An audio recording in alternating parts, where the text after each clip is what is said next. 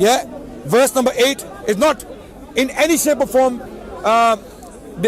abrogating the verse in Surah 9 where Allah says fight those who do not believe. Why? Who is Allah talking about? Allah explains who? The people of the book. Who are the people of the book? In this case, the Jewish tribes and the Romans who were hostile. Both forces were hostile. Now wait. Say clearly how the Quran Jews and Christians. Yes. Jews and Christians. Okay. Wait. Jews and I'm not Jews talking and Christians. to you. I'm talking to him. Yeah, Jews and Christians. Now I made it clear from the Quran in chapter 2 of the Quran, verse 190, 191 and 192. Chapter 2. Another verse where Allah says the same thing. Those who fight you, fight them. Those who fight you, fight them. Wait. Daniel, I'm not diverting. What you're showing here, how is this diverting? What you're showing here is there are contradictions in the Quran. No. What I'm showing is. When I say something else, what? Surah 60 says something else. Surah Daniel, 2 says something. is it my time? Daniel, is it my time? Deal with Surah 929. I am Daniel. Can I finish? Daniel, I will let you talk freely. I don't miss. That's not the point. Okay. So the point is stick with the topic. The Quran is full of verses. Allah was very expert the background. Okay. Now, ladies and gentlemen, why is Daniel having problem in proving the first point of his thesis? Why? Because he is reading a verse of the Quran solitarily. Wait. He is reading it on his own. Like, for example, if I went to the Bible, I gave this example last week. If I went to the Bible, and if I read a verse in the Bible where in the book of Samuel, 1 Samuel chapter 15,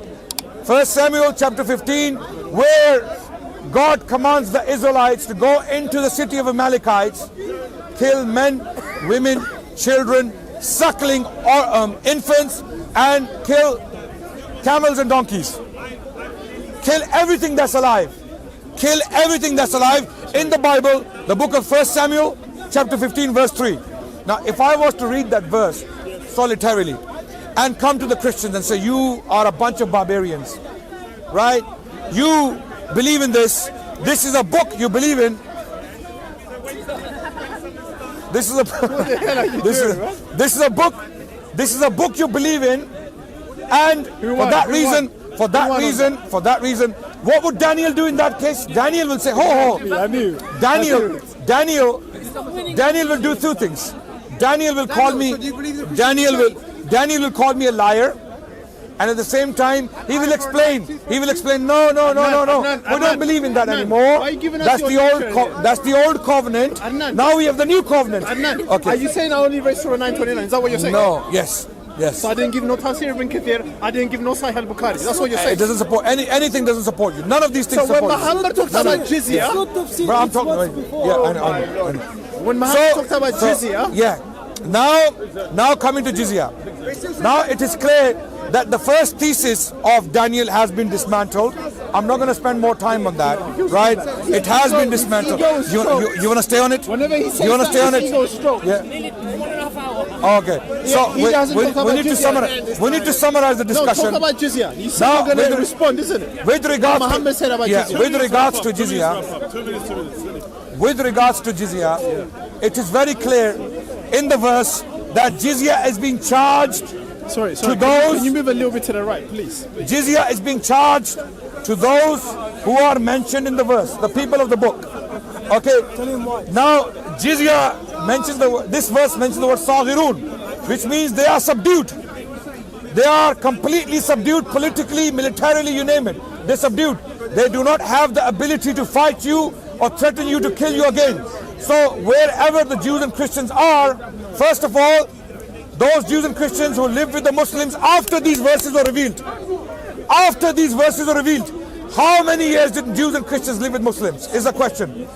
For over 1,000 years, Bernard Lewis, who died last month, aged 101, a Zionist Jewish historian who advised the state of Israel as well as the White House.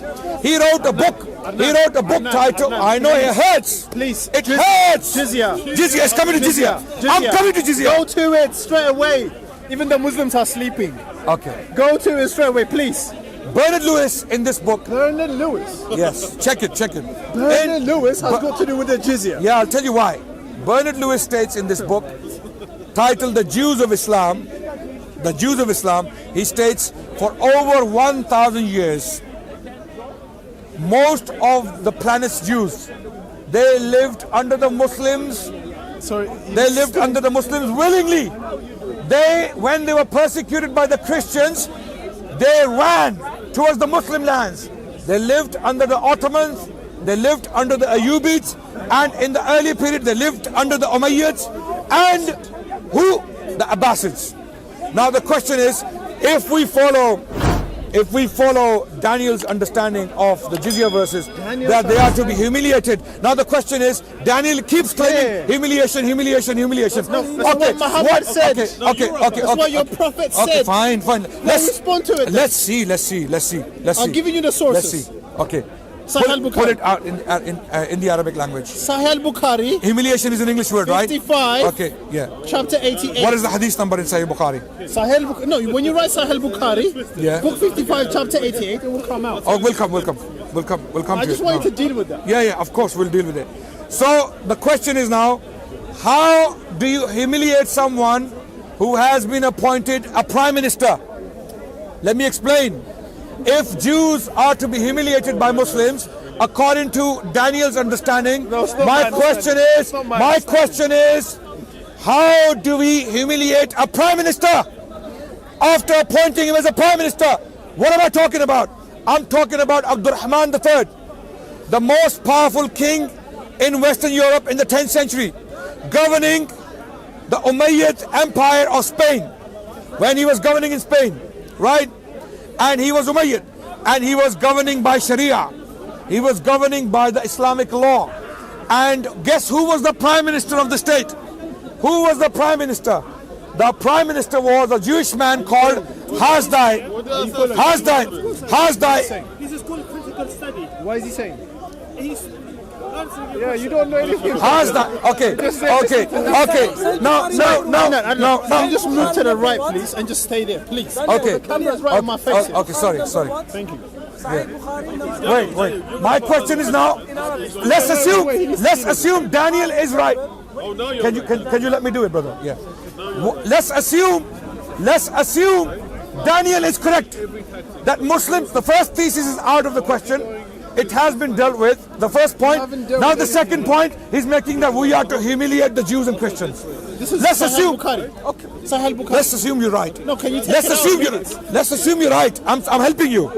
I'm helping you to. take it out? I'm helping you to save me. I'm helping you to save me from the ditch. But you don't Let's want to be assume Daniel is right. I'm asking you, how do you humiliate a prime minister who is Jewish under a Sharia state? Are you diverting? No. Are you diverting? Direct question. If your understanding is correct, they were ulama in Spain from the Maliki madhab. Okay, when Abdurrahman III was ruling, there were thousands of scholars of Islam. Can I read it? Would they ever allow a Jewish prime minister? Adnan, you are asking. If Daniel's understanding is correct. Wait, Adnan, you are asking this question. I don't know. To Muhammad, not to me. Yes. Your prophet Muhammad. The point I'm making is your understanding of Muhammad is wrong. Okay, show you me. See, wait, see a Muhammad. Adnan. When the Christian missionaries see a Muhammad, they're seeing a Muhammad with a sword, with long teeth, with a big turban on his head, okay, with a big belly, and he's waving the sword like that. That's the Muhammad they know. Sir, and I'll tell you the Muhammad we know. The Muhammad we know is the loving, compassionate, is it? Tolerant, the one who killed Jews and Christians, a husband, a father, Jews and Christians. No, the one who said, the one who had sex with a 9-year-old. He's very loving, isn't he? Oh, come on. Oh, you don't like this, do you? Come on. You don't like it too. Come on. Wow. Now, Can Daniel. you respond to this one? No. Listen. You want a civilized debate? No. This is not a civilized debate. Answer this question. You threw questions in. What you do is you throw questions in and you walk away. You run away. You want to run away from questions. No, Daniel. You want to. I challenge any Christian debater on the planet to talk to me on the issue of 9. That Aisha was 9 years old. Okay. Now he wants to run on the side no, points. no, no, He no. never talks about you mentioned the it. nucleus. I mentioned it because you're talking about Muhammad as some good person. I'm okay. Before, okay, very quick, because he threw it in.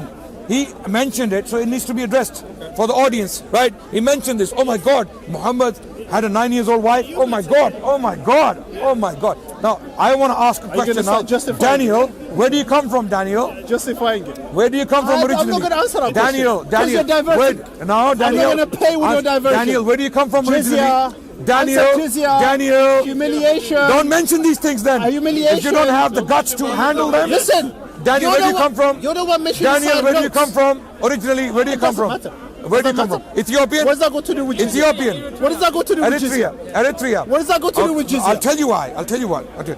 You mentioned a point that Prophet married at 9 years old. I am asking Daniel, where does he come from? He doesn't want to tell me. Why?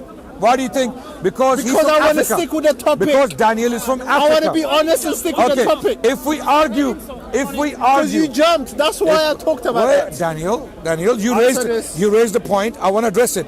I want to show your audiences that any single rubbish you throw at us can be responded to. Okay, respond to the Jizya one. And I want to show you. I want to show you. The reason why you're jumping on that is because you don't have anything to say. I want to show you what Muhammad said about Jizya. You don't have anything to say. I want to show you audience. That's why. I want to show you audiences that you are absolutely dishonest about your own history, about your own ancestors. My livelihood is under the shade of my spear, and he who disobeys my orders will be humiliated by paying the jizya. Sahih Bukhari, book 55, chapter 88. Okay. Muhammad said this. Show me my dishonesty in that. How do you humiliate a Jewish prime minister? Ask Muhammad that. You answer my question. Ask Muhammad. No, don't ask me. Can you answer me? Ask Muhammad. Okay. Ask Sahih Bukhari. Don't ask me. Let's assume what Muhammad. Let's assume what Muhammad said is true. What happened in Spain? You want to assume what Muhammad. Okay, wait. He wants to assume what Muhammad said is true. Sorry. It's not true. Okay. He wants to assume you don't know. it is true. Okay, let me explain. In Islamic Spain, Al-Andalus, you know Muslims governed Spain for nearly 7 centuries. No. Yes, for the first 3 centuries of Muslim rule. For the first 3 centuries of the Muslim rule, Muslims governed as an Umayyad empire. For 3 centuries, Muslims governed as an empire, the Umayyads. And throughout the Islamic law was applied fully. In Spain, there were 2 Jewish prime ministers in this period in Spain, right? One was Hasdai ibn Shaprut. Battery's going. Hasdai ibn Shaprut. No, Jewish man. Battery's dying. Okay, I know it's dying. Yeah. So what are we gonna do? Because you're not answering the question. Well, you can take it from our footage. You're not answering the question. No, you can take it off footage. Answer the question. Okay, I don't want lecture, man. Answer the question. Answer the question. Yes. What's the purpose of It's jizya? a tax. It's a tax. What's the purpose? He's claiming. He's claiming. What did Muhammad say? What did Muhammad say about jizya? Humiliation. He said humiliation. That's why. No. So Muhammad got it wrong. Muhammad got it wrong. We had a long discussion on this. No. Muhammad got it wrong. Yeah. Okay. Now. I don't know what to do. Now watch this. We're going around and around and around. I'm concluding. This is the finish off. This is the finish off. Okay, I'm summarizing. You can't debate this. With regards to those reports where the Prophet said jizya is for this, humiliation, whatever. First of all, I'm not gonna believe that because I don't believe your translations. Pull it out in Arabic. Sahih Bukhari. I'm giving the resources. I'm giving the pull it out in Arabic. Numbers and chapters. What's the hadith number? I'm giving you. What's the hadith number? Sahih Bukhari, book 55, chapter 88. Okay. Take it out. Bukhari. Yeah, this is authentic. Sahih. Wait. Book 58. Book 55. Book 55. Chapter 88. Why we are paying? And hadith number. Hadith number. Yes, Sheikh. Wait. Hadith number. No, you take it out on that one. I want the idea to reach him. He's going to go. When you do that, it will come up for you. Take it out. Directly. Hadith number. It doesn't say it. Hadith number. No, that doesn't So say it. he doesn't have the hadith number. No, Wait. Do you know Sahih Bukhari has different numbering systems? Yes. Do you know that? Give me a hadith. Give me One of the numbering system is this one. Give me a hadith number. There's no hadith number on this one. Any number. So when you Any take number. it out, oh my Every God. hadith Just has take hadith it out, man. Take what out? Every hadith has Book hadith number. 55, chapter I couldn't 88. find it. I make search for what you said. I couldn't find it in that number. You couldn't what? I couldn't find the number. What was the number I gave? 88, 55. 55, 88. Yeah. Not 88, 55. 55, 88. Listen. Search for it. Okay, here it is. Which one? This is book 88.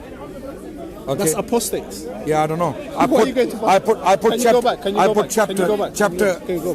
book 55 chapter 88. See here, I couldn't find it. But anyway, it's about. Wait. I need Arabic. Wait, I need Arabic. I don't need calm English. We are down. not denying You don't it. need English. It's already in the. Yes, we're not denying it. We're not denying it. But what we're denying, Why are you taking it out? This game. Why are you taking I it want out? the Arabic. I want the Arabic. I want the Arabic. Until you have the Arabic, don't talk to me. that's right. Yeah, don't talk Because there to are me many because people we don't lying. want Answer, that's we don't why. want your spins on our hadith. can't answer. The point is, even if it's true, let's say even if the hadith says that my provision is on the tip of my spear and we will humiliate the Jews. Who is he talking about? Rasulullah sallallahu alaihi wasallam. The Prophet is in continuous warfare with the Romans, with the pagans of Okay, Quraysh, show me where with the that is the Jewish case. tribes like Khaybar. The Prophet is in continuous warfare. Okay, show So me this that is then. the language of war. Show me that. This is the language of war. This cannot be used, you know what we call nuance of the Islamic sources or critical thinking on the Islamic sources. When you study the Islamic sources, you come to realize the norm of the Muslims is what? When we live with the non-Muslims, they live under Islam with harmony, with tolerance. They practice the faith as they like, and to an extent where they can have high positions like a prime minister. I gave you two examples. Hazda ibn Shaprut was the prime minister of Spain in the 10th century. Then Samuel Hanagit was the prime minister in Granada of Spain, Jewish man. So if Daniel is correct in his understanding that every single Jew, every single Christian is to be humiliated, then there would be humiliation throughout the Islamic history. Exactly. The Jews would never find a refuge with the Muslims. Exactly. The Christians would never find a refuge what with the you're telling Muslims. me- Exactly. what you're telling me- What I'm telling you is the All truth. the Muslims disobeyed Muhammad. Yes. What you're saying to me? By your understanding, yes. But By your Muhammad understanding, said, yes. Muhammad Yes. said it's By for your humiliation. understanding, Oh yes. my God, this guy. Your logic doesn't make sense. Ladies and gentlemen. What about? Okay. Okay. I'll ask a question. Now what? Stop talking. No, watch what happens. Exactly. My response to this point. I'm finishing. My response to this point is, we know the Christians are burning witches alive. We know the Christians throughout version. it is not. Crusaders. Crusade. Babies, children. You see. Now you're getting angry. George Bush, There's a reason. George Bush, There's a Christians were killing the Christians. The Christians throughout. Why are you moving? Crusaders. I'm countering your argument. What did Salahuddin do? Did the Muslims? What did We Salahuddin Christians are not commanded to fight anyone. I'm finishing right We're now. not commanded to fight I'm anyone. finishing right now. We're to love our enemies. Love enemies. Since when did you become and so liberal? persecute you. The question. That's our commandment. Daniel has said something beautiful. That's in Matthew chapter 5. Daniel- I'll give Daniel- you reference after reference. Okay. But you just talk without reference. Okay, Daniel, can you deal with the reference in the Gospel of Luke where Jesus said, "Bring my enemies in front of me and kill them"? 1927. What chapter is that? 1927. What chapter is that? Chapter 19. Verse 27 of Gospel of Luke. Can you read it from Are you verse listening? 11? Not have a debate. Wait. Allow me to read over Wait. Can you ask Daniel Can you take to it out? respond? Can you ask? Can you take it out from verse 11? I've given you the reference. Verse 11 to 27. Read it. No, read it. No, read it. So what's that? What's that got to do? Read it. What's that got to do in one verse? What?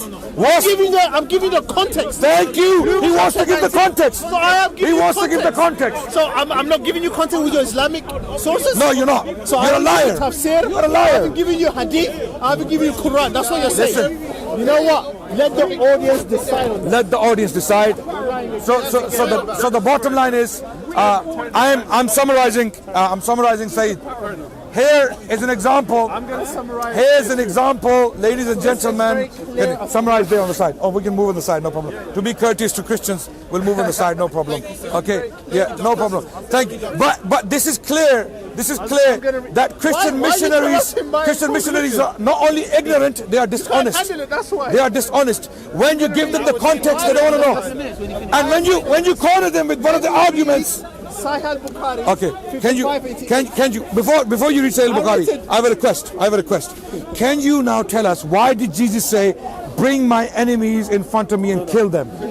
Jesus never said that about him. It was a parable about a servant. Thank you. It's got nothing to do What with was the purpose of the parable? The parable explains itself right there. Okay, what? So don't It explains. Who is the king? Who is the king? Jesus. In the parable, who's the king? Who is the king in the parable? So Jesus in the parable, Jesus is talking about himself. That those of my enemies who do not believe in me, bring them hither and kill them. These Christians have a new 20th century, 21st century spin on it. Previously, the Christian history is full of massacres, full of indiscriminate killing of Jews, crusades of Muslims as well, right? And those are very illiberal ages. Now with the rise of liberalism, in the 19th century onwards, the Christians have become very liberal. They have adopted this new liberal secular view of Christianity, which is a pacifist view of Christianity. You understand? Previously in the 19th century, Christians were not talking like this, that we are complete pacifists. We don't believe in violence. No, it wasn't like that.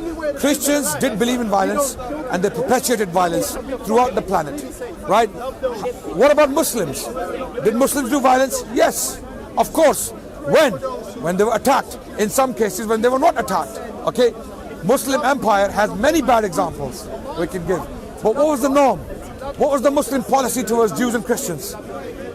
It is from history we learn that 90% of world's Jews, 90% of the world's Jewish population lived under the protection of Islam for 1,000 years. The question is why?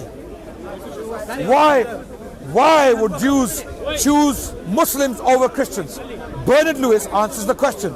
He goes, because Jews were treated far better in the Muslim lands than they were in the Christian lands. In the Christian lands, Jews were being accused of dicide. What is dicide?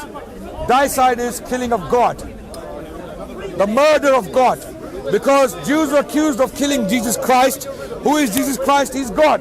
For that reason, throughout the Middle Ages, the Jewish people were persecuted. There were laws imposed against them. Their books were burnt. Their libraries were burnt. They were exiled, in some cases from countries.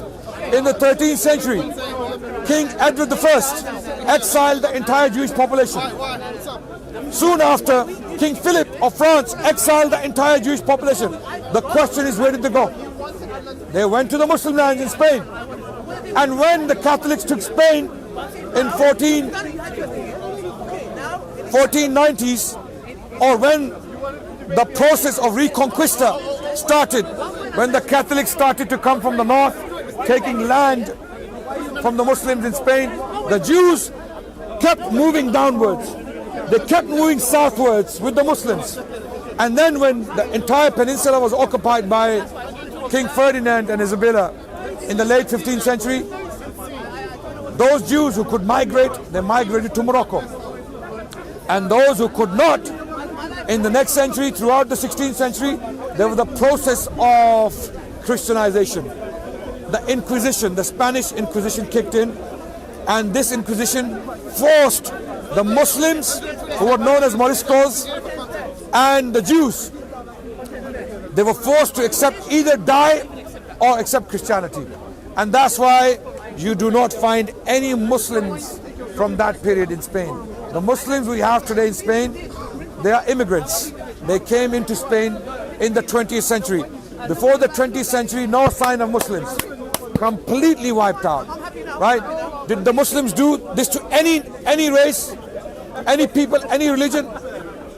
Even in the most hostile of places, Muslims did not adopt a genocidal policy. And in the complete history of Islam and Muslims, only one example keeps coming up. Which one? Guess which one? Of genocide. Armenian genocide. Armenian genocide in the early 20th century, close to the First World War, right? Why that? What happened to the history of Islam from the year 1 to the year 1300? Nothing. Ask them to bring out a genocide. What is a genocide? A systematic wiping out of a people, either due to their race or religion. You will not find an example in the Muslim chronicles of that. If you do, you will see that the Muslims were the first victims. What examples come up? Timur the Lame, also known as Timur the Lame. In the 14th century, he wreaked havoc. He killed more Muslims than he killed anyone else. Who did he attack? Timur. He conquered Central Asia, Muslim. He conquered Syria, Muslim. He came to Delhi in India, Muslims governing Delhi. So even the genocides, the victims of the Muslims. So the point is, Muslims did not have this genocidal policy like some of these Christian missionaries like to claim, and when they are confronted with evidence, they have nothing to say. They know they expose, they're liars. These people are out here to lie to the audiences, and I feel sorry for the audiences, right? That's why we are here, so that the picture is clear and people can know the truth. So Islam never had this policy of absolutely humiliating Christians and Jews. There's no doubt there were restrictions on Jews and Christians, but they had the businesses, they had the churches, they had the bishops. We have testimonies throughout the world, throughout the history, where Jews and Christians are praising Muslims and Islam. One example very quickly, an Israeli, we can do debate now if you want. No, you need to prepare. You need to prepare so that you can bring up some lies. Are you ready now? 10 minutes. 10 minutes. 10 minutes. On the watch. 10 minutes. I'll finish you in 10 minutes. I'll finish you in 10 minutes. Okay, let's debate next week. No. You don't want to debate next week? No, I don't want to debate you again. Because I believe you're disingenuous. I believe you're liars. Yeah. If you want to discuss now, you have the time in front of our cameras. It's Muslim audience. Come, you can confuse the Muslim. Why not now? Why not now? You print out some lies. Stop running. Yes, you need to print out some lies. Yeah. Don't run. Yeah. Do some homework. Yes, go and do some homework and see that your entire ancestors were also doing the same thing. So the point is, ladies and gentlemen, Muslims had this policy of tolerance and coexistence to an extent that some of the Spanish historians who are Spanish Arabists, they state that there was a period of convivencia throughout the Muslim period in Spain. Convivencia simply means coexistence, and where Jews, Muslims and Christians lived together side by side without any persecution. Jews flourished throughout the Middle East, and even in India, the Hindus, what happened to them? What happened to them? Did Muslims have a genocidal policy there? No. Hindus cannot be charged jizya according to most Islamic schools. What happened to the Hindus? During the time of Aurangzeb, the most Islamic king in India, the most Islamic king possibly in the history of India, Aurangzeb, for 50 years, he employed more Hindus into the state apparatus than all the Mughal kings put together. Some of his top generals were Hindus. Some of his top administrators, his treasurer was a Hindu. Where's the humiliation? And he was a very strong Muslim king. He was so Muslim that the largest collection of fatwa on the Hanafi school was compiled by his orders. Fatwa Alamgiri, also known as Fatwa Hindiya. My father's business partners, they were Hindus. Yes. So Sikhs, Hindus and Christians and Jews flourished throughout the Muslim lands. And how long did we... And this new rhetoric, this new Islam-hating, Islamophobic rhetoric that Muslims persecuted or dismantled the Jewish and Christian... How long we ruled India for? How long? Muslims ruled India close to eight centuries. That was long enough to do a genocide Yes, if we wanted. yes. There were wars. 8 centuries. 8 centuries. There were wars. There were periods of hostility, but never did the Muslim kings ever say, go and kill every single Hindu woman, man or child in the vicinity. No, you will not find an example of that. No. That happened with other people. That happened with other nations, including the British. When British were in Afghanistan, when they retaliated to a reaction of the Afghans to the British occupation, when British occupied in the mid-19th century, when they occupied Afghanistan against the wishes of the Afghani people, the Afghans fought back and expelled the British. There was indeed a disturbing massacre of the British army at the hands of the Afghans. When the British came back to avenge that massacre, they killed men, women and children indiscriminately, even animals. Even the trees were cut by the British to destroy the crops. Some trees were centuries old. Some trees were centuries old and British systematically destroyed them. Muslims are not allowed to do that. Muslims are not allowed to do that by any standard or in any place or in any time. So that's it. That's my summary. Thank you so much for listening. My voice is gone. Jazak Allah Khair walhamdulillahi rabbil alameen. Assalamu alaikum. My name is Vegard and I'm a Norwegian Muslim convert. I'm working with the Dawah organization IslamNet to establish the Deen of Allah here in Norway. We give Dawah and present Islam to the Norwegian people. Isn't that great?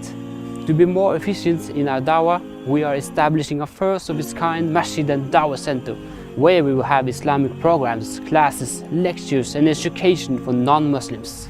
I am so grateful to Allah for having guided me to Islam. Sadly, I am the only Muslim in my family. It hurts me that my parents haven't accepted Islam yet, and I ask Allah to guide them. But it also gives me a special drive to work for the establishment of Islam. I don't want anyone to miss the chance of becoming Muslim. Maybe my mom and dad become Muslim one day thanks to you. If we can establish this center, I could bring my parents to come and learn about Islam in our native language, which is a challenge today with the mosque here speaking Somali, Arabic and Urdu. The Prophet ﷺ said that the Muslims are like one body. If you can feel my pain, would you please help me relieve it? You are now my new family. Click the link and donate to establish this masjid and share in the reward for the message of Islam reaching the corners of Norway.